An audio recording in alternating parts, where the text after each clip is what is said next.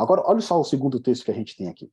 Continuando ainda no livro, no capítulo 24 de Mateus, tá bom? Agora do verso 37 ao 41. Pois assim como foi nos dias de Noé, Jesus agora comparando, também será a vinda do Filho do Homem.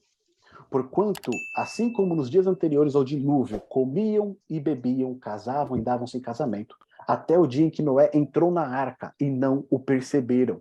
Senão, quando veio o dilúvio, os levou a todos. Assim será também a vinda do Filho do Homem. Então, 2 estarão no campo, um será tomado e deixado o outro. 2 estarão trabalhando no moinho, uma será tomada e deixada a outra. Então, aqui Jesus de novo. Ele vai falar que não é possível saber o tempo da volta dele, mas que a sua vinda será o quê? Como nos tempos do quê? De Noé. Tá certo? Nos tempos do dilúvio. E por quê? Ele está falando que foi nos tempos do dilúvio. Como é que veio o dilúvio? O dilúvio ele veio de uma forma repentina. Tá certo? Apesar de Noé ter pregado por 120 anos que o dilúvio iria vir, as pessoas não acreditaram nisso, continuaram vivendo a sua vida normal, comiam, bebiam, casavam e davam-se casamento, ou seja, o fluxo da vida delas seguia normal, mas elas não se importavam com a pregação de Noé. Elas não se preocupavam com a palavra de Deus, tá certo? Então elas seguiam a sua vida normalmente, davam pouca importância para aquilo que a palavra de Deus queria dizer, e então, quando veio o dilúvio, pegou eles o quê? De surpresa. Se a gente der uma olhada rapidinho, lá em Gênesis, no capítulo 6, Pretinha, você lê pra gente, do verso 5 até o 13? Gênesis. Isso, Gênesis 6, do verso 5 ao 13, ali vai detalhar pra gente como que eram os tempos de Noé, tá certo? E aí eu quero que você pense, enquanto a Damares vai ler aqui, se tem alguma semelhança com o tempo que a gente vive hoje. Gênesis capítulo 6, do verso 5 ao 13, por favor, Preto. Viu o Senhor que a maldade do homem se havia multiplicado na terra e que era continuamente mal todo o desígnio do seu coração. Então se arrependeu o Senhor de ter feito o homem na terra, e isso lhe pesou no coração. Disse o Senhor: farei desaparecer da face da terra o homem que criei, o homem, o animal, os répteis, as aves do céu, porque me arrependo de os ter feito. Porém, Noé achou graça diante do Senhor.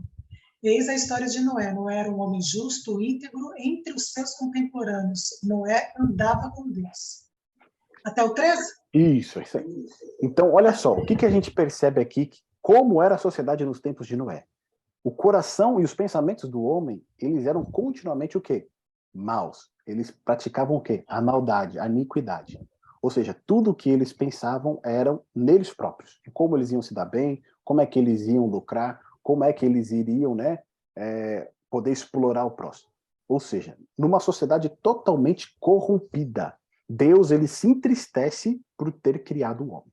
Olha que coisa forte isso, né? Aqui o termo quando diz que ele se arrependeu de ter criado o homem, não é que ele tenha se arrependido em si, mas ele estava profundamente entristecido por ter criado o homem e o homem ter chegado nessa condição. Né? Ele ter, né, dado ouvidos aí a Satanás e ter se aliado a ele nessa guerra contra Deus. Então o que a gente percebe é que os tempos de Noé, num sentido também de como estava a sociedade naquela época, ela está muito parecida com os dias de hoje, não é?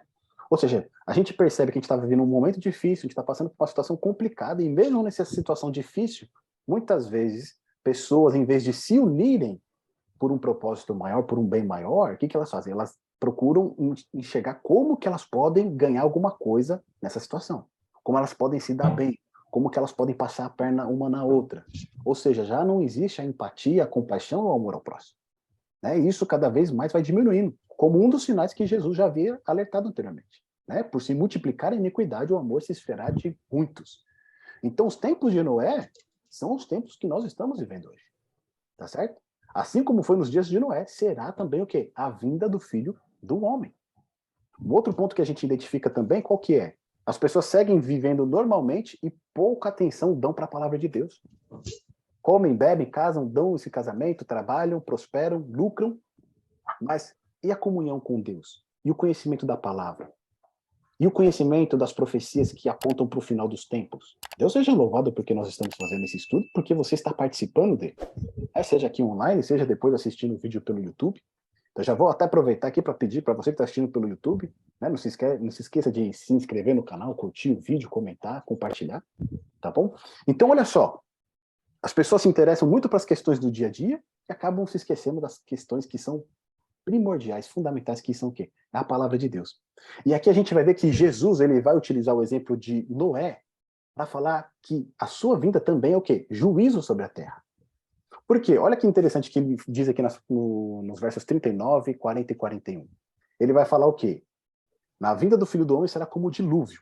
Um será tomado e o outro será o quê? Deixado. Noé e a sua família foram o quê? Foram tomadas. Mas o restante de todo o mundo, né, antediluviano, foi o quê? Foi deixado.